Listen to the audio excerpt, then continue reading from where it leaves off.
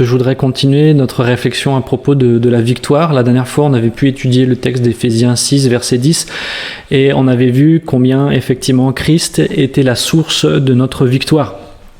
C'est par notre communion avec lui que nous recevons la puissance dont nous avons besoin pour vivre notre vie chrétienne et affronter nos ennemis, surmonter les combats, les luttes qui peuvent se présenter à nous ici-bas. Tout le monde sait bien que la vie n'est pas un long fleuve tranquille, mais qu'elle est faite parfois de choses difficiles à traverser. Et le Seigneur est notre force, il est la source de notre puissance et nous avons besoin de lui. Aujourd'hui, j'aimerais, pour continuer sur cette thématique, méditer avec vous le passage de Juge, enfin le chapitre 6 du livre de Juge. Et c'est un passage qui nous parle de Gédéon, d'où mon titre d'aujourd'hui, victorieux comme Gédéon. Pour ceux qui connaissent cette histoire, vous savez que Gédéon a remporté de grandes victoires grâce au Seigneur. Et je trouve que l'histoire de Gédéon illustre bien les principes spirituels qu'on a déjà pu aborder la dernière fois, et puis on va en voir d'autres encore aujourd'hui. Avant d'aller un peu plus loin et puis de vous parler de Gédéon, j'aimerais d'abord peut-être replacer un peu le contexte de ce livre pour qu'on puisse comprendre un petit peu dans quelle situation se trouvait Gédéon. Et donc nous sommes dans le livre des Juges, et le livre des Juges nous renvoie à une époque assez particulière de l'histoire d'Israël, puisque c'est une époque où juste après la mort de Josué et avant la naissance et le ministère du prophète Samuel, ce sont deux hommes qui ont conduit Israël dans les plans de Dieu. Et entre ces deux hommes-là, il y a comme une période où finalement il n'y a pas vraiment de chef, il n'y a pas vraiment d'homme de Dieu qui veut conduire le peuple ou qui est appelé à conduire le peuple. Et on a l'impression que finalement c'est une période où finalement le peuple est comme appelé à manifester une certaine maturité, parce que quand on y réfléchit bien, ils ont quand même une histoire formidable avec Dieu qui les a sortis de leur esclavage en Égypte. Ils ont vu des miracles, ils ont entendu Dieu leur parler, ils ont reçu la loi, ils ont vu des tas de choses extraordinaires, et on est en droit de penser qu'après autant d'expériences et autant de choses extraordinaires vécues dans la présence de Dieu, que cela est comme un fondement pour leur vie, leur peuple, pour justement exercer et vivre selon une certaine maturité spirituelle, où finalement Dieu est celui qui va les conduire et va les diriger. Mais la réalité, elle est tout autre, c'est qu'il y a un passage clé dans ce livre qui est celui-ci. Chacun faisait ce qui lui semblait bon. On peut lire ça dans Juge, chapitre 17, verset 6. Chacun faisait ce qui lui semblait bon. Il n'y avait point de roi en Israël. Et dans cette période où chacun finalement pense faire ce qui est bon, finalement on se rend compte que c'est la catastrophe, quoi. Il y a comme un cercle vicieux qui se met en place dans le fonctionnement de génération en génération, et on se rend compte même qu'il a fallu d'une seule génération après Josué pour qu'il commence à oublier Dieu, qu'il se tourne vers d'autres idoles et se mette à faire un peu en gros n'importe quoi. Et puis quand viennent les conséquences de leur abandon de Dieu, qu'ils se retrouvent comme esclaves d'autres peuples et dans des difficultés sans nom, ils se mettent à crier à Dieu, et Dieu va susciter à chaque fois un homme ou une femme aussi, et par cet homme ou cette femme, il va les sortir de leur esclavage, de leur situation, jusqu'à ce que la génération passe, et puis on voit la génération d'après reprend le même cercle vicieux où finalement ils s'éloignent du Seigneur et se retrouvent à nouveau esclaves ou dans des situations de guerre et de violence.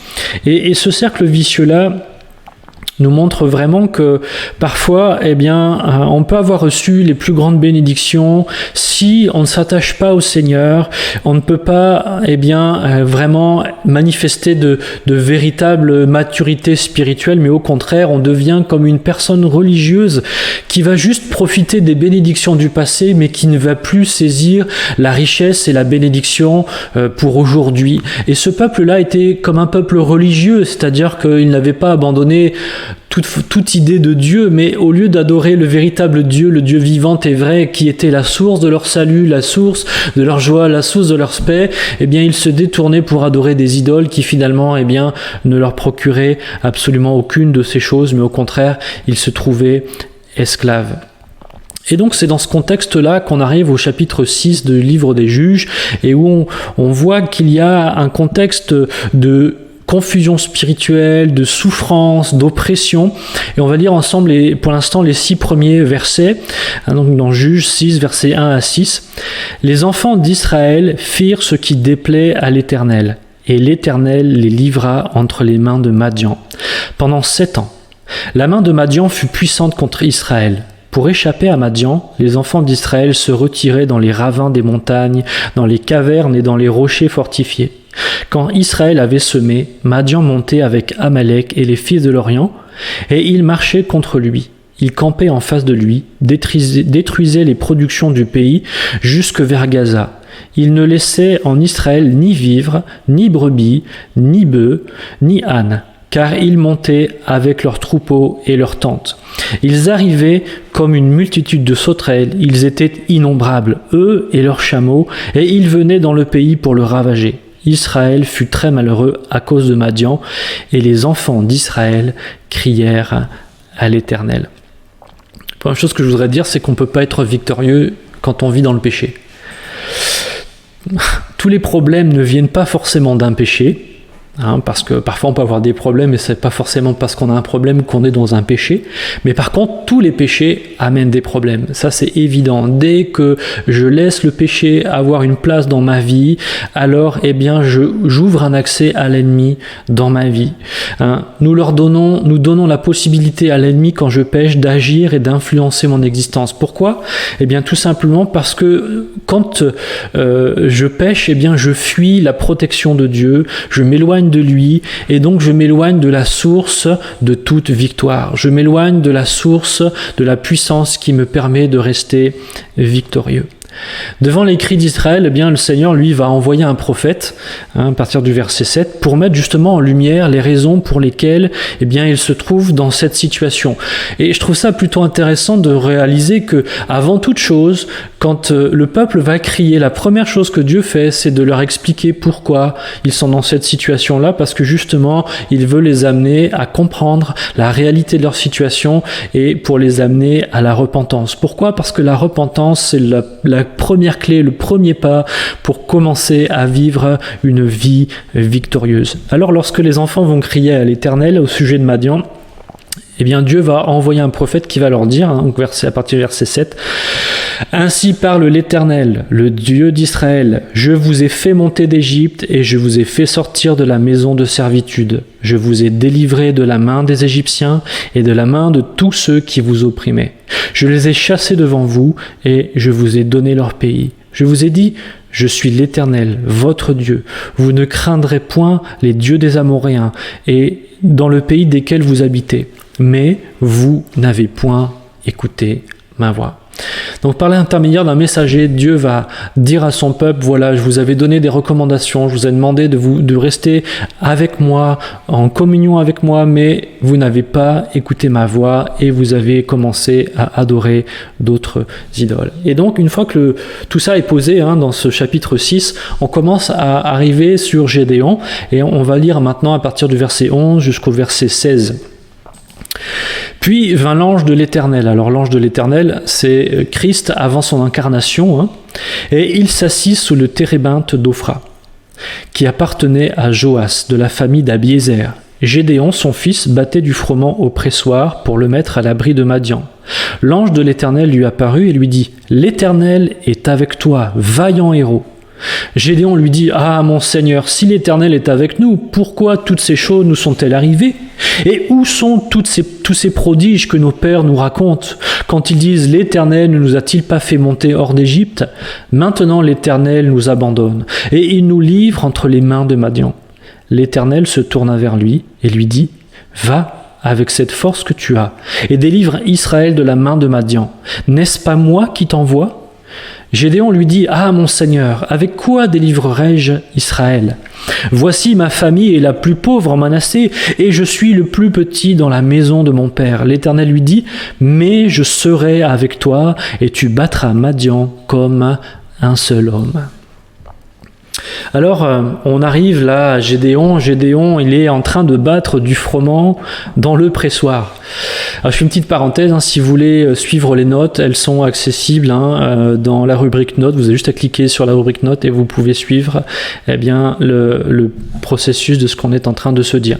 Donc, on arrive là et on voit Gédéon qui est en train de battre du froment dans le pressoir. Alors, c'est une phrase qui peut passer inaperçue, mais en réalité qui veut dire beaucoup de choses. Je veux dire, on bat pas du froment dans un pressoir. Le pressoir, c'est fait pour faire du vin.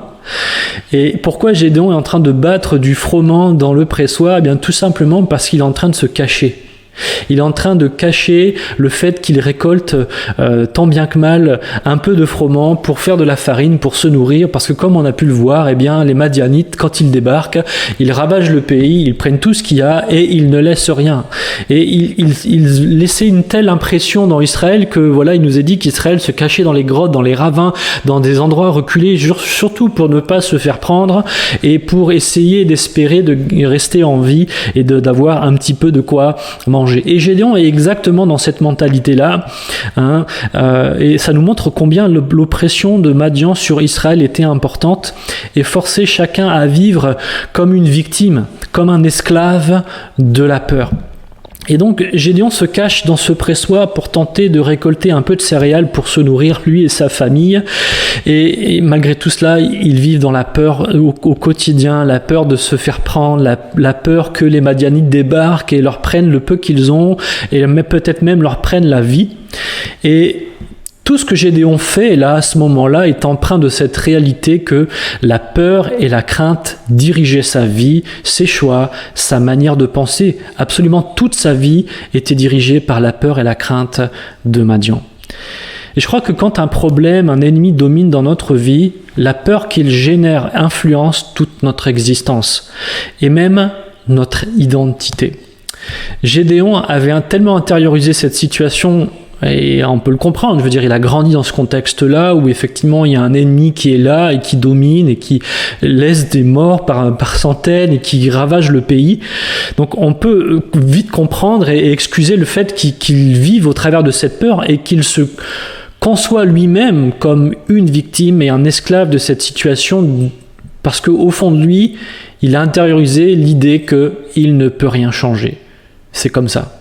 Et il faut faire avec. Donc il faut se cacher, il faut se protéger, il faut faire du mieux qu'on peut pour essayer de rester en vie. Et lui qui pourtant est un fils d'Israël, un bénéficiaire de la promesse faite à Abraham, lui qui pourtant vit dans le pays de la promesse, eh bien il a oublié toute son identité et il ne se voit qu'au travers d'une identité que d'un perdant, d'une victime, d'un esclave. Et la peur domine sur lui. Et ça a tellement influencé sa manière de se voir qu'au verset 15, on le voit, voici ma famille est la plus pauvre en Manassé et je suis le plus petit de la maison de mon père. Cette peur, elle a tellement influencé son identité qu'à ses yeux, il est plus petit du plus petit, du plus petit, du plus petit. Il n'est rien, il n'a rien, il ne peut rien. Parce que finalement, voilà, la peur domine sa vie. À ses propres yeux, il se voit comme esclave de Madian, esclave de sa situation. Et pourtant, Dieu va l'appeler vaillant héros. Dieu vient et l'appelle vaillant héros. Est-ce que vous voyez un petit peu le décalage entre la manière dont Gédéon voit la situation, se perçoit, et les mots que Dieu vient apporter à Gédéon, vaillant héros. C'est comme quelque chose qui sonne comme faux dans ses oreilles parce que lui ne se voit pas, absolument pas, et il n'y a rien qui puisse lui permettre de se voir comme un héros dans cette situation, mais pourtant c'est ce que Dieu dit et c'est comme ça que Dieu le voit. J'aimerais te dire que peut-être aujourd'hui tu te sens dans le même cas que Gédéon, Tu te sens esclave, prisonnier d'une situation, d'un ennemi. Quelques-uns tout à l'heure disaient dans le chat qu'ils sentaient comme une forme d'oppression dans leur quotidien. Et peut-être effectivement, comme Gédéon, tu te sens opprimé par ta situation, opprimé par tes circonstances, opprimé par ce que tu vis. Et cette oppression est telle que même ça influence ta manière de te voir, la manière dont tu te perçois, de ton identité, de ta situation. Et cette peur que l'oppression que tu vis génère dans ta vie, eh bien, cela va déterminer tes choix, va influencer tes pensées, influencer ton identité. Mais ce matin, j'aimerais proclamer cette parole de Dieu qui dit que tu es appelé à vivre une vie victorieuse. Tu n'es pas appelé à être un opprimé, tu n'es pas appelé à être un esclave de la peur, tu n'es pas appelé à être autre chose qu'un enfant de Dieu qui vit dans la victoire de Christ. Dieu t'appelle ce matin à lui faire confiance parce que c'est à ça qu'il t'appelle. Dieu t'appelle à ne pas être déterminé par tes circonstances, mais à trouver ta véritable identité dans ce que lui dit à propos de toi. Et là on voit au verset 14, Juge 6,14, l'Éternel se tourna vers lui et dit « Va avec cette force que tu as et délivre Israël de la main de Madian, n'est-ce pas moi qui t'envoie ?» Dieu appelle Gédéon à la liberté, pas seulement pour lui, c'est-à-dire que Dieu vient pas voir Gédéon et dire « Écoute, j'ai vu que tu étais dans une mauvaise situation, dans ton cœur ça allait pas, donc voilà, je viens te dire une parole pour te sortir de là. » Non, Dieu veut non seulement transformer la vie et la vision de Gédéon pour lui-même, mais pour sa famille, pour son peuple. C'est-à-dire que Dieu veut nous libérer pour faire de nous des libérateurs. Dieu veut libérer Gédéon de son esclavage, non pas pour lui seul, mais pour faire de lui un libérateur. Parce que quand Dieu veut bénir, c'est pas dans un but égoïste, c'est pas juste pour toi. Ce que Dieu te donne, il t'appelle à le partager autour de toi et à en faire profiter les autres. Amen. Afin que eux également puissent saisir la victoire, la vérité et le salut en Dieu. Ce que Dieu fait dans notre vie, nous sommes appelés à le partager, à en être les témoins, afin que ceux qui nous voient vivre, afin que ceux qui sont autour de nous soient au bénéfice de la bénédiction, de la vie de victoire que Dieu veut manifester en nous. Je voudrais te dire, mon frère, ma sœur, tes victoires en Christ sont le terreau de la foi de ceux qui t'observent. Tes victoires en Christ sont le terreau de la foi de ceux qui t'observent. Ils sont la preuve qu'eux aussi peuvent être affranchis de ceux qui les oppriment et eux aussi peuvent vivre libres en Christ. Vous savez, Dieu nous appelle à la vie éternelle. Il ne nous appelle pas à la survie. Et combien de fois, parce que nous sommes opprimés par des situations, par des ennemis qui se dressent contre nous, et c'est pas notre faute, il peut y avoir des ennemis qui un jour se dresseront contre chacun de nous. Ça peut être une situation, ça peut être comme un géant qui est comme infranchissable, mais Dieu ne nous appelle pas à survivre, Dieu ne nous appelle pas à être opprimés par nos circonstances ou par des ennemis qui se dressent contre nous, mais Dieu nous appelle à voir en lui la source de la victoire, à voir que lui, il est celui qui va nous mener à bien, qui va nous mener jusqu'au bout de ce combat et qui nous donnera la victoire parce qu'il est victorieux, il est la source de la victoire. Peut-être tu es en mode survie jusqu'à aujourd'hui, mais j'aimerais t'inviter à laisser le Seigneur te montrer qu'il y a plus, il y a mieux, il y a des choses qui peuvent être différentes. Laisse-le t'interpeller par sa parole, laisse-le t'amener dans sa perspective des choses, laisse-le t'amener à entrer dans ta véritable identité en Christ. Dieu veut vraiment nous amener à entrer dans sa perspective, entrer dans la perspective de Dieu. On peut voir que la parole que Gédéon reçoit, je vous l'ai dit là, elle n'est pas tout de suite accueillie comme elle devrait l'être. Il n'était pas vraiment prêt à accueillir une telle vérité. Dieu vient et dit « Vaillant héros, l'Éternel est avec toi ». Je veux dire, c'est comme si quelqu'un lui raconter une blague, quoi. Peut-être il avait envie de rire même. Et Gédéon n'est pas prêt à recevoir cette parole que Dieu pourtant proclame sur lui parce qu'il se fie à ses yeux, il se fie à ce qu'il voit, aux circonstances qu'il ne fait que constater depuis des années. Juge 6, verset 13 nous dit « Si l'Éternel était avec nous, si l'Éternel est avec nous, pourquoi toutes ces choses nous sont-elles arrivées ?» Où sont tous ces prodiges que nos pères nous racontent quand ils disent « L'Éternel ne nous a-t-il pas fait monter hors d'Égypte ? Maintenant l'Éternel nous abandonne et il nous livre entre les mains de Madian. » C'est-à-dire que parfois nous pouvons entendre ce que Dieu dit.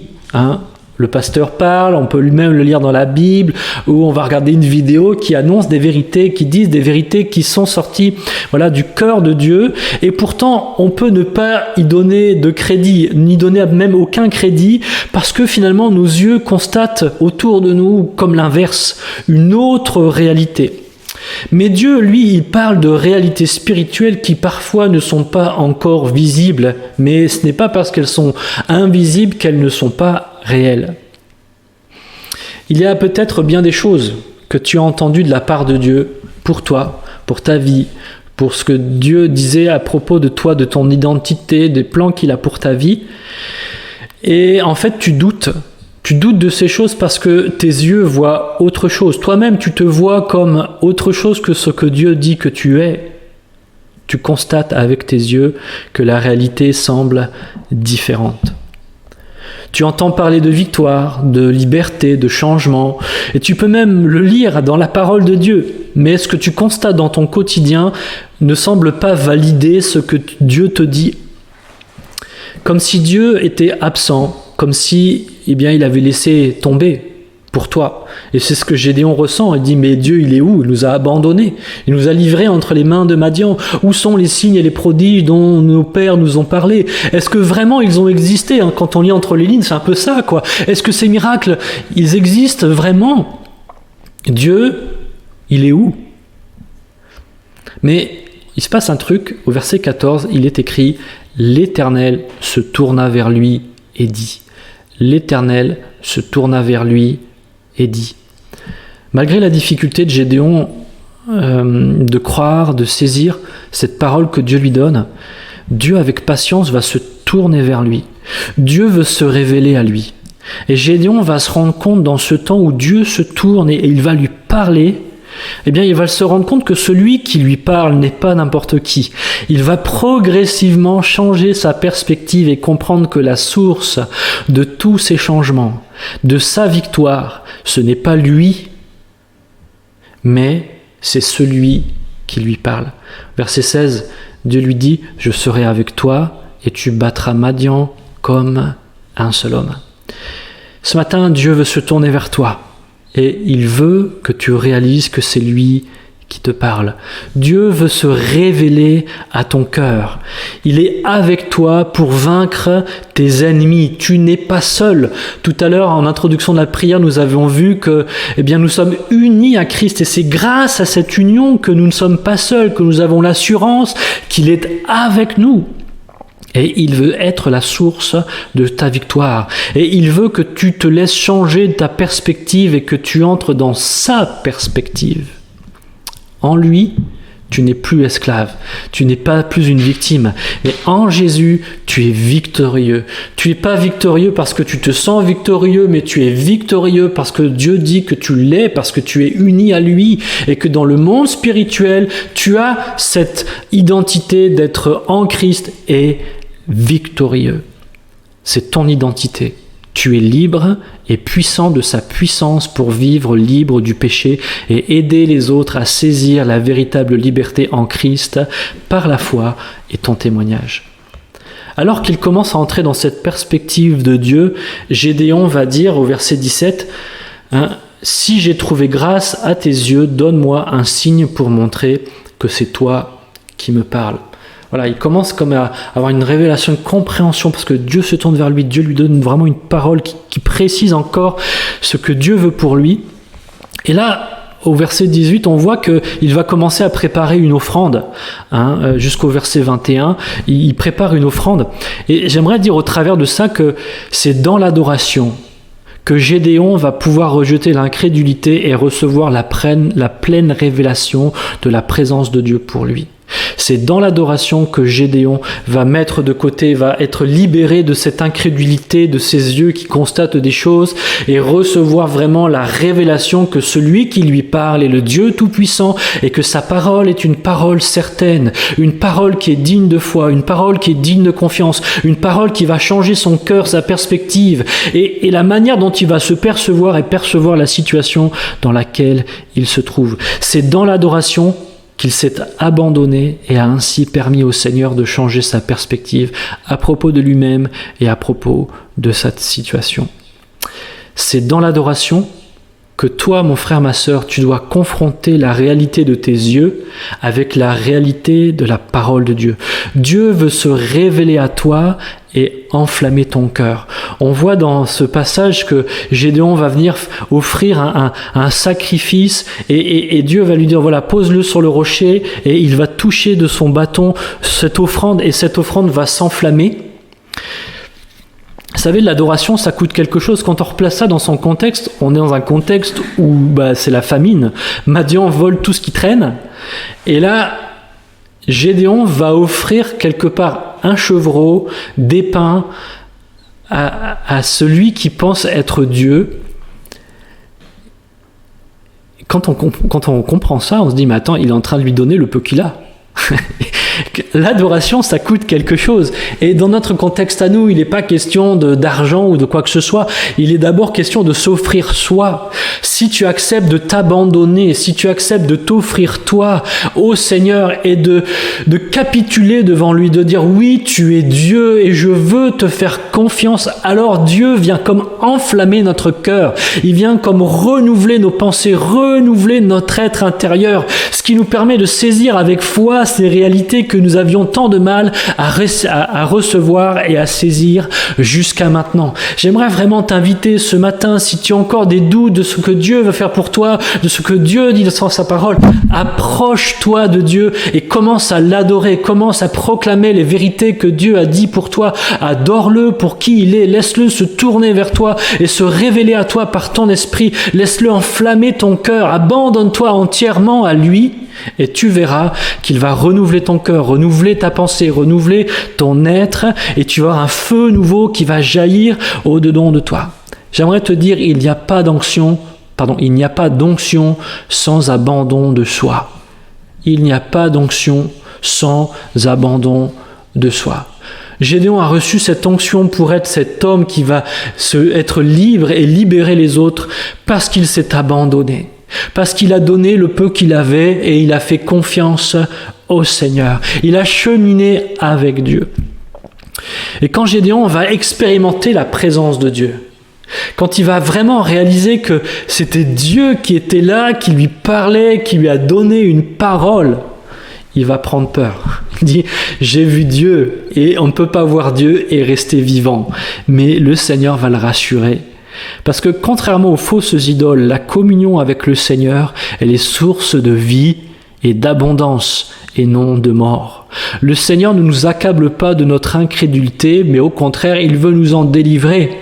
Et quand on expérimente la présence de Dieu, c'est pas pour nous accabler en disant « T'as vu, tu aurais pu me faire confiance quand même, je viens encore te donner la preuve que je suis avec toi, je suis là pour toi. » Non, le Seigneur, il veut nous sortir de notre incrédulité, il nous prend là où on est, il se tourne vers nous, il nous donne des paroles et il nous appelle à lui faire confiance, à nous abandonner. Et quand on se tourne vers lui dans l'adoration, qu'on s'abandonne entièrement en lui disant « Tu es Dieu et je te donne le peu que j'ai, je veux te faire confiance même si je ne sais pas encore comment ça va se passer, même si je ne sais pas où je vais, même si je ne sais pas comment tu vas t'y prendre, mais je veux te faire confiance, je veux faire confiance à ta parole. » Alors on permet au Seigneur d'embraser notre cœur comme jamais. Alors c'est formidable, on se rend compte que le Seigneur, il nous appelle, il se révèle à nous, il suscite la foi, il veut nous donner et il nous donne son onction afin que nous soyons équipés pour commencer à expérimenter la victoire.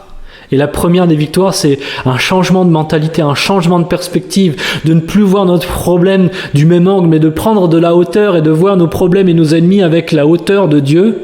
et de dire mais finalement ce qui était comme une montagne n'est plus comme qu'un petit caillou parce que Dieu est au-dessus de ces choses. Dieu est celui qui règne, Dieu est celui qui donne la puissance, Dieu est celui qui donne la victoire, Dieu est celui qui conduira mes pas, Dieu est celui qui renouvelle mon cœur, Dieu est celui qui me donne le feu, Dieu est celui qui me donne l'onction, Dieu est celui qui me donne la puissance pour faire tout ce dont il m'appelle à faire. Mais malgré que je reçois tout ça, il y a une chose qui est essentielle. Si je ne l'ai pas, et si je ne la mets pas en œuvre, alors j'aurai reçu ces choses, mais elles ne porteront aucun fruit dans ma vie. Et cette chose, c'est ce qu'on appelle l'obéissance. Le soir même, alors que Gédéon reçoit cette visite de Dieu et que Dieu va même le rassurer, il dit « Écoute, ne t'inquiète pas, tout va bien. Fais ce que je te demande. » Et Dieu va lui dire, et c'est au verset 25 et 26, « La nuit suivante, l'Éternel dit à Gédéon, « Prends le jeune taureau de ton père, le second, celui de 7 ans. Démolis l'autel de Baal qui est à ton père et abat les poteaux sacrés voués à la déesse Ashéra, qui est dressée à côté. Puis tu bâtiras un autel bien aménagé à l'Éternel ton Dieu au sommet de cette colline. Tu prendras le second taureau et tu l'offriras en holocauste en utilisant comme combustible le bois du poteau sacré que tu auras abattu. » Waouh, quel appel à l'obéissance, dit voilà, je t'appelle à être un vaillant héros, tu es un vaillant héros, grâce à moi je vais te donner la victoire, mais maintenant voilà, il faut que tu mettes ta foi en action, obéis à mes paroles. La foi nous pousse toujours à l'action. Sans quoi, ce n'est pas la foi. Mon frère, ma sœur, si tu dis que tu as la foi, mais que ça ne se construit pas au travers de tes œuvres, alors, ta foi, elle est vaine, elle est morte, elles ne sont que de belles paroles. La foi nous amènera toujours à des actions concrètes. Et là, en gros, Dieu va lui demander de renverser les autels dédiés aux idoles qui appartiennent à son père. Dans la vie, en fait, on a souvent tendance à blâmer les autres pour nos problèmes. Et Gédéon pouvait très bien dire « Bah oui, mais le problème, c'est les Madianites. Et je vais m'attaquer tout de suite aux Madianites. » Mais c'est pas comme ça que Dieu fonctionne. Si quelque chose ne va pas, en général, il faut d'abord regarder chez soi avant de commencer à accuser les autres en disant « Si tout va mal, si tout va de travers, c'est à cause des autres. » C'est à cause de mon collègue, c'est à cause de mon voisin, c'est à cause de mon frère, c'est à cause de mon père, c'est à cause de ma femme, c'est à cause de je sais pas qui. Mais dans le royaume de Dieu, quand on règle les problèmes, on commence par regarder chez soi. C'est comme ça que ça fonctionne.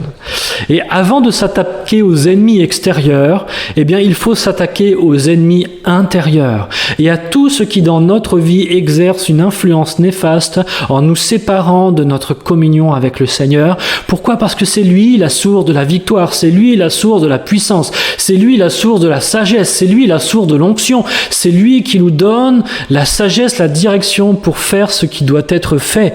Mais si je garde dans ma vie, dans mon entourage, dans mon cœur, dans mes pensées, des choses qui vont empêcher de recevoir tout le conseil de Dieu, alors je me tire une balle dans le pied. Si on ne se consacre pas pleinement au Seigneur, alors lui ne va pas tarder à nous montrer ce qui doit être renversé dans notre vie. Dieu appelle Gédéon à renverser la première source du problème, parce que la première source du problème, c'était pas les Madianites. La première source du problème, c'était l'idolâtrie d'Israël. Et Dieu va dire, voilà, commence par ta maison, commence chez toi, commence dans ton cœur, commence là, parce que c'est par là que ça doit commencer. Mais ça prend du courage de changer. Parce que changer, ça peut susciter des réactions vis-à-vis de ceux qui nous entourent. Certains diront, mais pourquoi tu arrêtes d'aller en boîte ? Pourquoi tu arrêtes de regarder ce genre de film ? Pourquoi tu arrêtes d'écouter ce type de musique ? Tu sais plus t'amuser. Certains pourraient même être violents et vous diront, mais pourquoi tu me juges ? Alors qu'on n'est pas du tout en train de les juger. Mais la réalité, c'est que notre changement vient mettre en lumière leur propre idolâtrie, leur propre méchanceté, leur propre péché. Et c'est exactement ce qui se passe pour la situation de Gédéon. C'est que Gédéon s'occupe de l'idole de chez lui. Mais parce qu'il renverse ses idoles et qu'il consacre ces choses à Dieu, il construit un autel pour Dieu et il offre un sacrifice pour Dieu, par cette attitude, il est en train de dire « vous adorez un faux Dieu ». Et là, tous les gens des alentours vont venir le voir, mais dire qui a fait ça? Qui a renversé cet autel? Qui a profané le dieu Baal? Qui a fait ces choses? Et parfois, parce que vous voulez vous consacrer à Dieu, rejeter le péché et vous vraiment vivre comme en pleine union avec le Seigneur, les gens vont vous juger en disant mais pourquoi tu nous juges? En faisant ça, tu nous dis qu'on agit mal. Par ton attitude, tu es en train de nous reprocher que nous, on fait mal. Et parfois, ça peut être violent. Mais il faut les laisser dire, ces gens-là. Et d'ailleurs, Gédéon, il va faire ça de nuit. Il va faire ça de nuit justement parce qu'il craignait les réactions, il craignait la violence, il craignait qu'on l'empêche de faire ce qui devait être fait. Et j'aimerais te dire à ce sujet, c'est que nous n'avons pas besoin d'étaler notre consécration au grand jour, en disant haut et fort tout ce qu'on va faire et tout ce qu'on ne va plus faire pour Dieu, de comment on va lui obéir. Parce que les résultats de notre consécration, même si c'est dans le secret de notre vie, ça, c'est suffisant pour que ça se voit. Il n'y a pas besoin de crier haut et fort. Il vaut mieux une obéissance silencieuse que des paroles sans action. Parfois, il y a des gens qui disent « Oui, moi j'appartiens à Dieu, je fais plus ceci, je fais plus cela », mais dans leur vie, ça ne se constate pas en fait. Du coup, c'est un contre-témoignage. Alors que le Seigneur ne nous invite pas à dire haut et fort tout ce qu'on va faire et tout ce qu'on est censé changer dans notre vie, mais de le faire d'abord. Et parce qu'on va le faire, c'est notre attitude et notre comportement qui vient parler plus que notre bouche. Peut-être même tu pourrais, suite en lisant cette histoire, te dire, mais que suivre le Seigneur, te consacrer au Seigneur, peut-être même ça pourrait t'amener plus de problèmes que tu en as déjà, parce que finalement Gédéon, il avait déjà des problèmes jusque-là, quoi. Obligé de se cacher, il vit dans la peur, c'était la mort à tous les coins de rue, rien pour manger, voilà, c'était déjà bien la galère. Et le fait d'obéir à Dieu vient lui créer d'autres problèmes. Et parfois on pourrait être tenté de croire que suivre Dieu va nous apporter plus de problèmes qu'on en a déjà, mais je crois que c'est une pensée limitée. Il faut accepter de confronter ce qui nous rend esclaves et misérables pour pouvoir s'en affranchir. Dieu est notre force et nous accompagne dans tout ce processus de sanctification. Parce que si Gédéon n'avait pas commencé par régler ce problème-là, il n'aurait pas été en mesure de régler le problème des Madianites. Il ne faut pas avoir peur de susciter peut-être pour un temps d'autres problèmes, mais c'est par ces choses-là finalement qu'on va régler les problèmes encore bien plus grands. Dieu vraiment veut changer notre perspective des choses et nous amener à comprendre ce qu'il veut faire et comment il veut faire. Parce qu'au départ, Gédéon dit oui, Dieu nous a abandonnés. Et c'est seulement après qu'il se rend compte finalement que c'est pas Dieu qui les a abandonnés, mais c'est eux qui ont abandonné l'Éternel et qui ont ouvert la porte pour que les Madianites puissent avoir cette puissance sur eux. J'en arrive à ma conclusion. Es-tu prêt à laisser Christ changer ta mentalité et ton regard sur toi, sur tes circonstances, sur la situation que tu traverses, de ne pas voir ton problème comme un problème insurmontable, mais vraiment de considérer que celui qui est avec toi, qui est en toi, eh bien lui, il va t'accompagner, te donner la force et la puissance dont tu as besoin pour vaincre l'ennemi qui s'est dressé devant toi. Il n'y a pas de victoire sans un changement de perspective, sans un changement de mentalité. Et tu as besoin d'apprendre à te voir selon ton identité en Christ et non pas selon ce que tes yeux te disent de voir. J'aimerais aussi te dire que vaillant héros, ça ne veut pas dire qu'il y a des victoires constamment. Parce que parfois on peut passer par des événements compliqués et pour autant être quand même victorieux, sans que les circonstances changent. J'en veux pour exemple la vie des apôtres qui sont passés par la persécution, par des choses compliquées, ils ont été chassés, battus, mis en prison, mais aucune de ces choses ne les a arrêtés et leur a fait se dire mais parce que ma circonstance ne change pas, alors je ne suis pas dans la victoire de Christ. Non, eux, leur perspective des choses, c'était que peu importe les circonstances, mon objectif c'est d'accomplir la volonté de Dieu, et la volonté de Dieu c'est que je sois témoin, peu importe ce qui se passe, que je sois dans la liberté ou que je sois en prison, que je sois dans l'abondance ou que je sois dans la disette, que je sois dans des circonstances où tout le monde est d'accord avec moi ou que je sois dans des circonstances où tout le monde est contre moi. Ils avaient cette force en eux de pouvoir passer au travers de chacune de ces circonstances et même de louer Dieu en prison avec les chaînes aux pieds. Pourquoi ? Parce que Christ était leur victoire. Parce que proclamer Christ, c'était ça, leur victoire. Et on peut le voir avec du recul combien c'est la vérité, parce que combien, au travers même de leur situation en prison, sont venus à Christ. Dieu fait de grandes choses, malgré nos circonstances. Es-tu prêt à regarder tes circonstances et les problèmes que tu as face à toi avec le regard de Dieu au lieu du regard de la peur? Dieu veut te délivrer de la peur, de l'angoisse et d'une mentalité de victime et d'esclave. Tu n'es pas la victime. Tu n'es pas l'esclave de ton ennemi, mais tu es un vaillant héros en Christ. Et le Seigneur veut se révéler à toi dans son intimité, dans sa communion. Il veut vraiment que tu te donnes entièrement à lui, que tu te consacres à lui, que tu t'abandonnes à lui, pour que vraiment ces choses puissent prendre place et te permettre de goûter à ces réalités dans ton quotidien.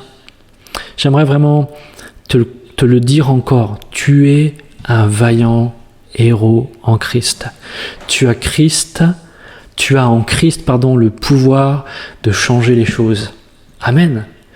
Quand tu te sens oppressé, quand tu te sens opprimé, ou quand des pensées ou des ennemis viennent comme chercher à encercler ta pensée, ta vie, eh bien prends position dans le Seigneur, rentre dans l'adoration, abandonne-toi entre les mains de Dieu, demande-lui une fraîche révélation de ses plans et de sa volonté, laisse sa parole t'interpeller et tu verras qu'il va remplir ton cœur d'une paix qui surpasse toute intelligence, il va renouveler ton cœur et tes pensées, ton discernement, et tu ne verras plus la situation de la même manière. Offre-toi tout entier, laisse-le t'enflammer, te renouveler, te sanctifier, proclame ses promesses à propos de toi et à propos de tes ennemis, laisse-le te conduire dans la victoire. Amen. J'aimerais qu'on puisse prier maintenant et demander au Seigneur pour celles et ceux qui ont besoin peut-être d'une prière particulière. Deux personnes ce matin sur le chat disaient qu'ils avaient comme une forme d'oppression dans leur vie, mais peut-être il y en a d'autres. Et vraiment, je voudrais t'encourager ce matin, si tu as besoin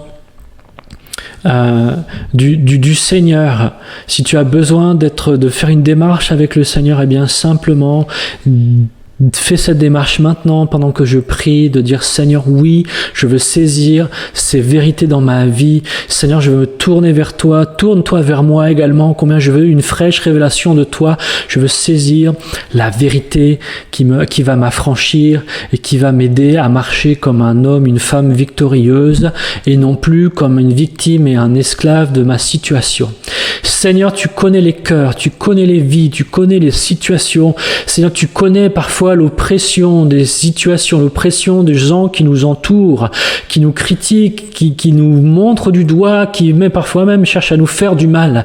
Seigneur, je prie vraiment que tu renouvelles les forces de ceux qui se sentent opprimés, que tu renouvelles les mentalités, les perspectives, Seigneur, de celles et ceux qui se sentent comme esclaves de leur situation, esclaves de leurs problèmes, esclaves, Seigneur, de leurs difficultés, que vraiment tu les aides comme Gédéon à vivre une vraie révélation, une fraîche onction, Seigneur, de toi, Seigneur, qui va les aider à entrer, Seigneur, dans tes plans, dans tes perspectives, dans ce que toi tu veux, Seigneur, parce que tu es celui qui donne la victoire. Tu as vaincu nos ennemis, Seigneur. Tu as tout mis sous tes pieds, Seigneur, et tu nous donnes en partage cette puissance et cette victoire. Seigneur, tu nous donnes non plus une identité d'esclave, de la peur et de victime de nos ennemis, mais tu nous donnes, Seigneur, une identité, Seigneur, de vainqueur, de fils de Dieu, de fils du roi des rois, de fils et de fille, de celui qui a vaincu l'ennemi de nos âmes. Seigneur, donne-nous d'entrer dans ces perspectives et de proclamer, Seigneur, dans nos situations, de proclamer vis-à-vis des ennemis, Seigneur, que tu es celui qui a changé la donne, que tu es celui qui va, faire de nous un homme libre et un libérateur. Seigneur, aide-nous à nous voir comme des libérateurs. Parce que, Seigneur, les bénédictions que nous recevrons au travers de ces choses, nous pourrons en bénir d'autres, en les encourageant eux aussi à saisir la liberté et la victoire en Christ.